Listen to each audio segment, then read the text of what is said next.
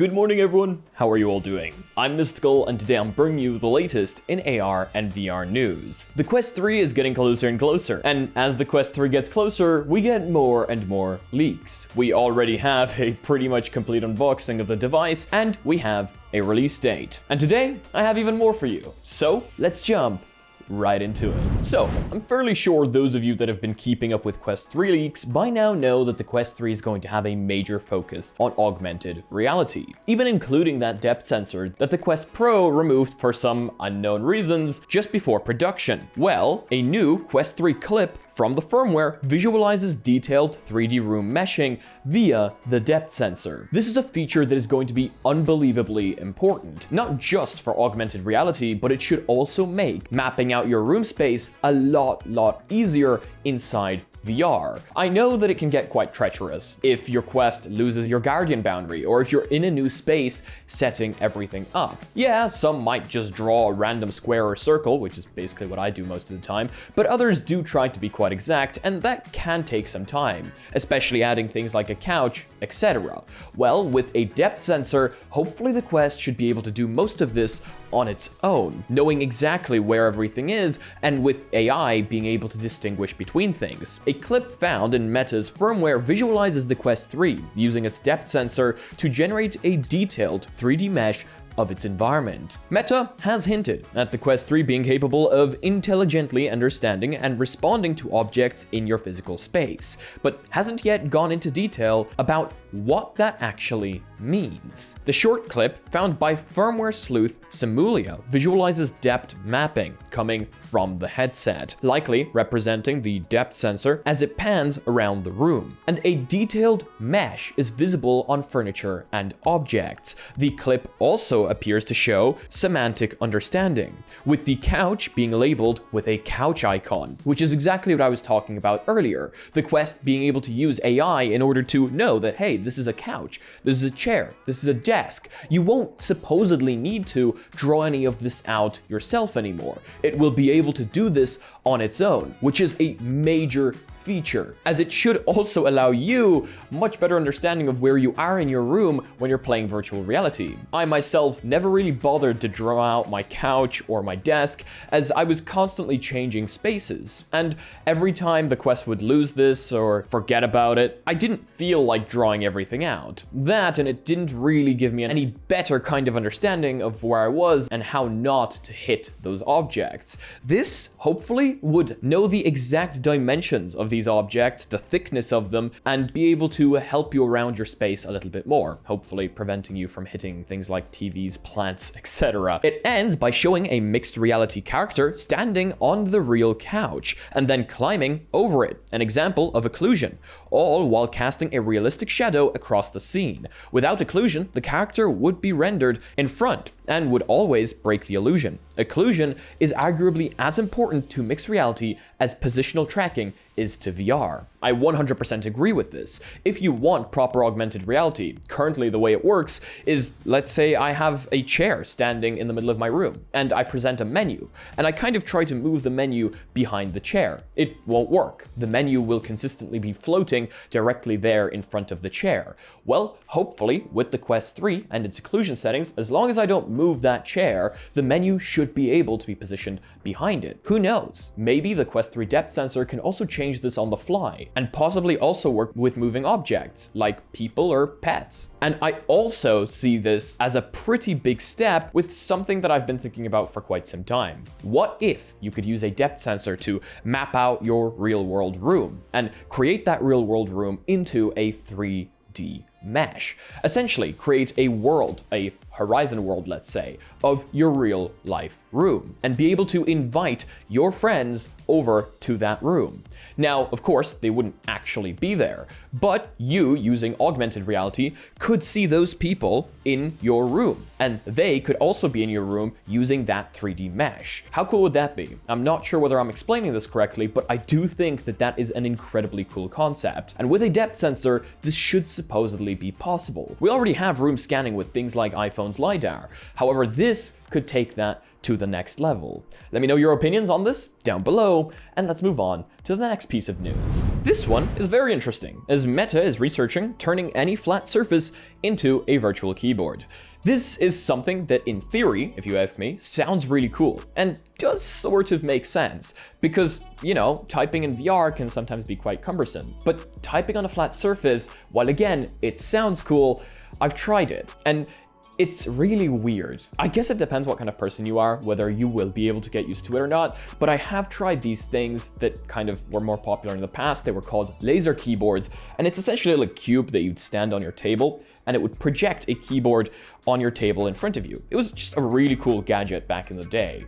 However, typing on a flat surface, while you can see that the keyboard is there, maybe it's the lack of tactile feedback, or maybe it's the fact that it isn't raised and is entirely on the table, never really worked for me. Now, don't get me wrong, I still think this would be a better option for VR. I think people could get used to this, and being able to actually see the keyboard in virtual reality would definitely help. And with augmented reality being more popular now as well, I think this would be a great choice. But for me, I don't think I'll be able to type on it as fast as I would on a normal keyboard. That being said though, Andrew Bosworth did show off his typing skills. Zuckerberg himself posted a video to his personal Instagram profile showing clips of himself and Andrew Bosworth trying the surface-locked virtual keyboard on a Quest 2 headset. Zuckerberg claims he was able to achieve around 100 words per minute, while Bosworth says he reached 119 words per minute. The average person types at around 40 words per minute on a traditional keyboard, whereas professional typists reach around 70 and 120 words per minute, depending on their skill level. So Bosworth must have a pretty intense typing workout. Now, I'm not saying he can't do it. I'm just saying that is very impressive. And I personally don't think I'll be able to get anywhere near that on a keyboard that I cannot physically touch. And here's one that people have been waiting for since probably the beginning of time. Meta V57 has been announced, and its main feature? Meta avatars now have legs. A lot of people are quite happy about it. Others are just memeing it, but it does bring a lot more customization to the avatar, and it does make it feel more like an avatar than just a floating bean. It makes me want to customize it a bit more, and I've seen others on the internet saying the same. So there we go. Meta avatars now have legs. That day has finally come.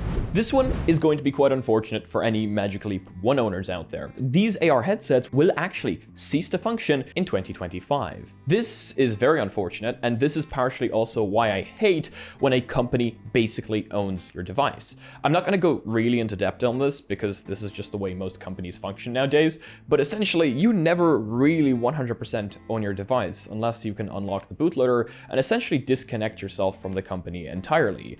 Unless you can do that, the company can disable your device. Not just stop updates like they did on the Quest 1. If it uses company servers or something like that in order to function, if those servers go down, the device goes down. Magic Leap sent an email to all customers containing the following. As such, we are announcing that Magic Leap 1 end-of-life date will be December 31st, 2024. Magic Leap 1 is no longer available for purchase, but will continue to be supported through December 31st, 2024. On December 31st, 2024, cloud services for Magic Leap 1 will no longer be available. Core functionality will reach end of life, and Magic Leap 1 device and apps will cease to function. Again, this is not something I agree with. The Magic Leap 1 did actually have a pretty long lifespan. It first launched in mid-2018, so it has been a fair few years. However, I do not agree with closing any device down full stop. I do think that if the user would want to continue using the device or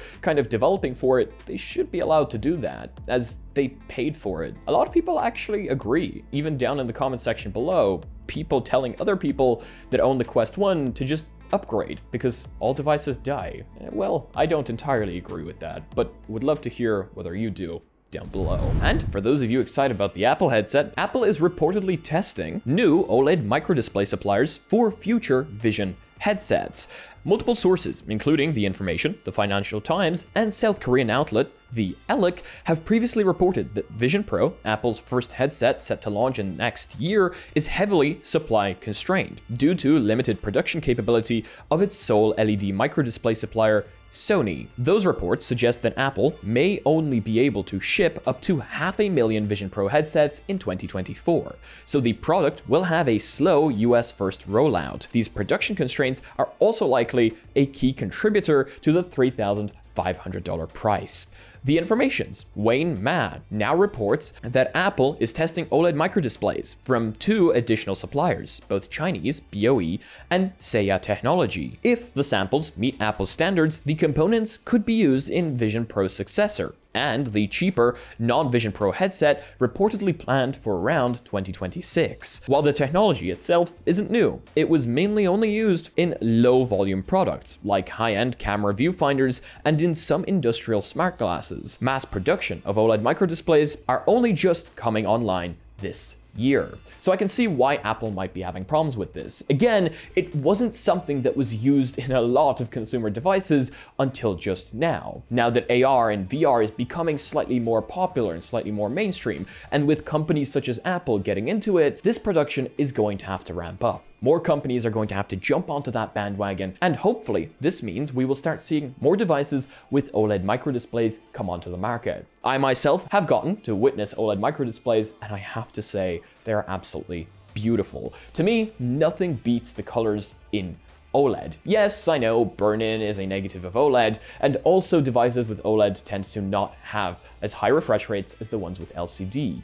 However, for me, nothing beats those true blacks, and I have missed OLED ever since I kind of moved away from my Quest 1, which I still do use sometimes for watching movies because of those colors. But yeah, Apple seems to be looking into more options here, and that, to me, is a good thing, because possibly, if these do meet their standards, it means they might be able to A, reduce that price, well, in the future, and B, hopefully it means they'll be able to produce more. But I guess we'll just have to wait and see. Either way though, that is going to be it for today's video. Thank you all so much for joining me today. You are all incredible, and I hope you guys enjoyed this one. If you did, please do leave a like. If you disliked it, I guess this one works too, but let me know why down below. If you guys are not yet part of our community, check out our Discord and our Reddit down below, where I would love to see you posting your spice memes. And thank you so much to all the amazing names going off to my right now. Those guys are my Patreons, and you guys are helping me so much during these times when the machines are still running behind us, the ones that are pulling the water out of the studio. So seriously, much love. And as usual, if you guys want to be notified about future content coming up on the channel, make sure to smack the subscribe button with your forehead, ding my bell, and see you again in the next